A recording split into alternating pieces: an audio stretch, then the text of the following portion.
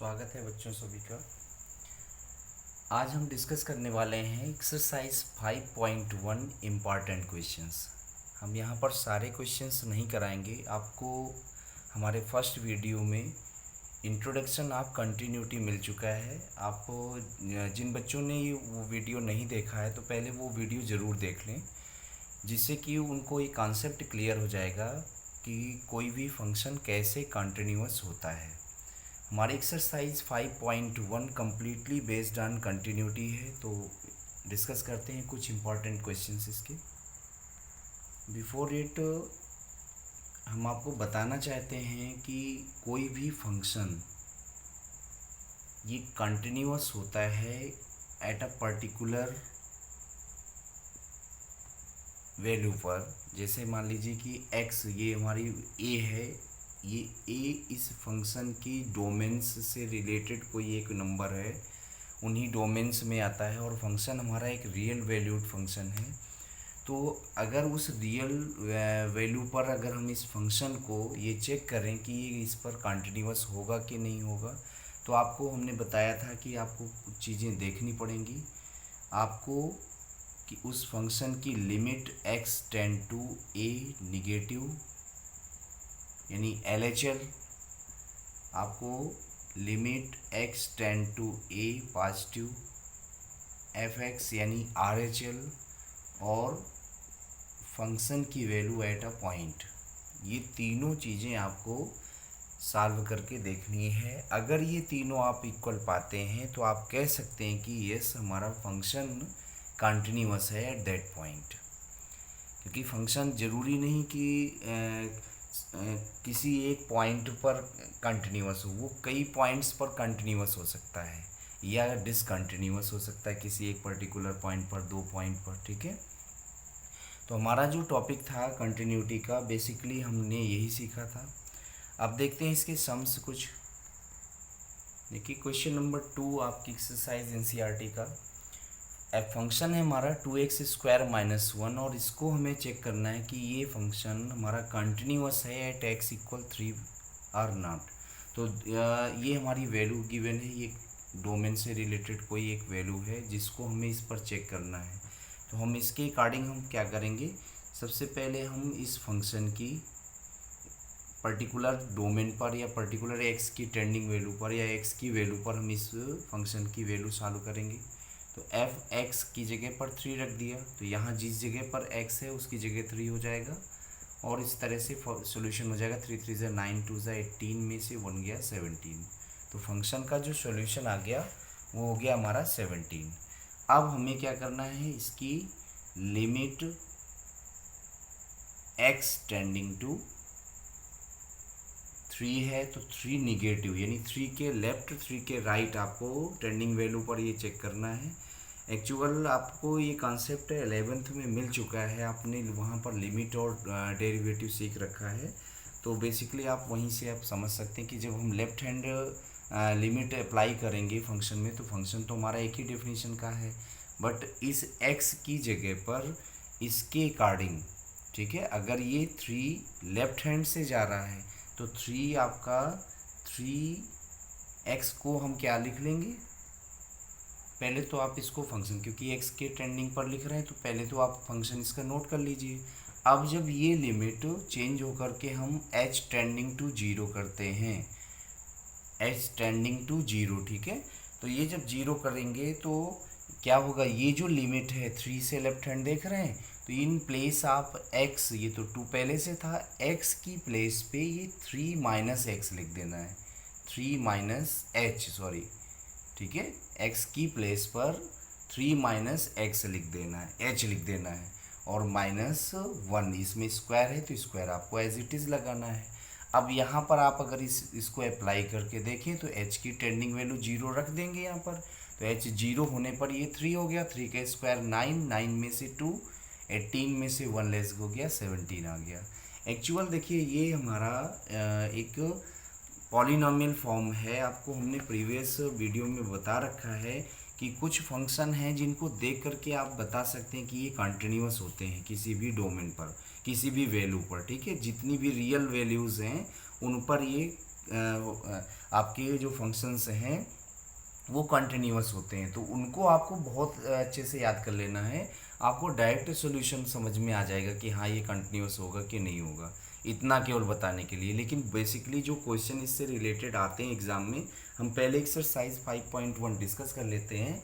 After that हम कुछ उस टाइप के भी क्वेश्चंस लेंगे, यानी मल्टीपल चॉइस जो आपकी एग्ज़ाम बेसिस होंगे उनकी प्रिपरेशन भी हो जाएगी। तो हम एक पूरा टॉपिक आपको चैप्टर वाइज एक्सरसाइज वाइज कह सकते हैं कि हम टॉपिक लेकर के चलेंगे, और जितने क्वेश्चंस हम अगर करा देते हैं तो एक नॉमिनल यानी जिसका कुछ भी नहीं पढ़ा हुआ है वो बच्चा भी इस कंटेंट को कम्प्लीटली कवर कर लेगा। तो इसको कम टाइम में आपको ये कवर करना है। तो देखते हैं, देखिए हमने LHS निकाला, हम बता देते हैं, इसके बाद आपको डिस्कशन करते हैं।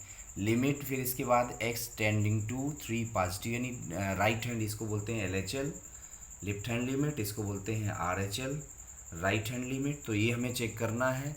तो राइट हैंड लिमिट में क्या है कि हमारा फंक्शन तो फिर से वही है, एक ही फंक्शन की डेफिनेशन है, लेकिन जब हम इसको h टेंडिंग टू 0 लिखेंगे तो ये क्योंकि पॉजिटिव है तो सिंपली x की प्लेस में 2 तो पहले से था, x की प्लेस में ये 3 + x बन जाएगा, 3 + x h, ठीक है। x कन्वर्ट हो जाता है 3 + h में, और इसमें स्क्वायर है -1। अगेन इसमें लिमिट अप्लाई कर दीजिए 0, तो 0 ये रखने पर ये 3 ही रहेगा, 3 स्क्वायर 9, 9 2 18 में से 1 गए 17। अब आप देखिए चेक करिए इसका फंक्शन की वैल्यू, इसकी LHL की वैल्यू, इसकी RHL की वैल्यू, ये तीनों आपस में इक्वल हैं, तो हम कह सकते हैं कि फंक्शन हमारा कंटिन्यूअस है। एक बार रिपीट हम बता देना चाहते हैं आपको कि अगर फंक्शन आप कांस्टेंट देखते हैं, कांस्टेंट फंक्शन आता है, या कोई पॉलिनोमियल फॉर्म का फंक्शन आता है, या एक्सपोनेंशियल फंक्शन होता है, यानी e⁻x के फॉर्म में एक्सपोनेंशियल फंक्शन होता है, ठीक है, या कोई मॉडुलस फंक्शन होता है, मॉडुलस मॉड लगा हुआ है, ठीक है। तो इन सारे टाइप्स के फंक्शन में जितने भी रियल वैल्यू होंगी उन सब के लिए ये हमारे फंक्शन कंटिन्यूअस होते हैं। इसके बाद में जो ट्रिग्नोमेट्रिकल आता है, हमने ये पीछे भी डिस्कस किया था, ट्रिग्नोमेट्रिक फंक्शन जो होते हैं ये हमारे इनके डोमेन पर, जैसे ट्रिग्नोमेट्री साइन कॉस टेन है, साइन की वैल्यू, ठीक है, कॉस की वैल्यू, इनकी वैल्यू तो है, लेकिन जब टेन की बात करते हैं तो टेन में आप जानते हो कि 10 90 इनफाइनाइट होता है, तो वो डिफाइन नहीं करता है। तो जो हमारी रियल वैल्यू हैं उनको ही केवल देखना है। तो ट्रिग्नोमेट्रिकल फंक्शन भी हमारे कंटिन्यूअस होते हैं at their domain, domain word यहाँ लगा देंगे इसलिए कि जितनी वैल्यू हम यहाँ पर रख सकते हैं किसी भी फंक्शन में, वो सारी की सारी, यानी x की जितनी पॉसिबल वैल्यूज़ हैं उन वैल्यू को छोड़ करके जिसमें उसकी फंक्शन का सॉल्यूशन इनफाइनाइट का फॉर्म आ जाए, ठीक है, तो उनको छोड़ करके, यानी सारे के सारे डोमेन पर ये हमारे फंक्शन कंटिन्यूअस होते हैं। इसके साथ साथ रेशनल फंक्शन हो जाते हैं, रेशनल फॉर्म हो जाए, ठीक है। तो रेशनल में सिंपली 1 समथिंग पॉलिनोमियल फॉर्म हो सकता है, जैसे 1/x² समथिंग हो, इस तरह का। तो ये रेशनल भी हमारा इसी के फंक्शन में आता है। इसी के साथ साथ लॉगरिथमिक भी होते हैं, लॉगरिथमिक फंक्शन भी हमारे ऑलरेडी ये कंटिन्यूअस फंक्शन होते हैं। तो इनको पहचान सकते हैं क्योंकि हमें कम्बिनेशन मिलेगा जब, तो हमें वहाँ पर डायरेक्टली हम इसको डिफाइन कर सकते हैं कि हमारा फंक्शन कंटिन्यूअस होगा। अब देखते हैं हम आगे क्वेश्चन, और आप जैसे जैसे क्वेश्चन लगाते जाएंगे तो ये बिल्कुल कॉन्सेप्ट आपको क्लियर होता चला जाएगा। जैसे हम एक क्वेश्चन लेते हैं थर्ड का डी पार्ट। देखिए फंक्शन हमारा है मॉडुलस x - 5, और हमें चेक करना है कि x = 5 पर ये फंक्शन हमारा कंटिन्यूअस है कि नहीं। एक्चुअली मॉडुलस फंक्शन है तो कंटिन्यूअस होगा बेसिकली, लेकिन अब इसी को चेक करके हम देखते हैं। देखिए बच्चों, जब मॉडुलस की बात आती है तो यहाँ पर x की 5 वैल्यू पर ये देख सकते हो ये 0 देगा, या 5 से बड़ा कोई भी है, यानी हम कह सकते हैं कि अगर x जो है 5 या 5 से बड़ा कुछ भी रख दिया जाए, x की वैल्यू 5 या 5 से बड़ी कुछ भी रख दिए जाए, तो इसमें जो आंसर आएगा वो पॉजिटिव आएगा। और जब पॉजिटिव आएगा तो इस मॉडुलस का कोई लेना देना नहीं, तो हमारा जो डेफिनेशन है ये इस तरह की हो जाएगी, यानी फंक्शन हमारा x > पर हो जाएगा x - 5। इसके बाद में बात करते हैं, अगर ये x से छोटा है, 5 से छोटा है, किससे, 5 से छोटा है, क्योंकि 5 पर चेक करना है तो पहले फंक्शन की डेफिनेशन समझ लेते हैं। तो x अगर 5 से छोटा है तो यहाँ पर जो वैल्यू आएगी वो नेगेटिव आएगी। तो आपको हमने बताया था कि मॉडुलस कई बार आप कर चुके हो, 11th में भी कर चुके हो। तो मॉडुलस का जब फॉर्म होता है तो एक माइनस साइन और लग जाता है, यानी फंक्शन हमारा इस तरह का डेफिनेशन शो करेगा। अब हमें इसको चेक करना है एट x इक्वल 5 ये फंक्शन कंटिन्यूस है कि नहीं है। तो हम वही प्रोसीजर लेंगे, LHL निकालेंगे।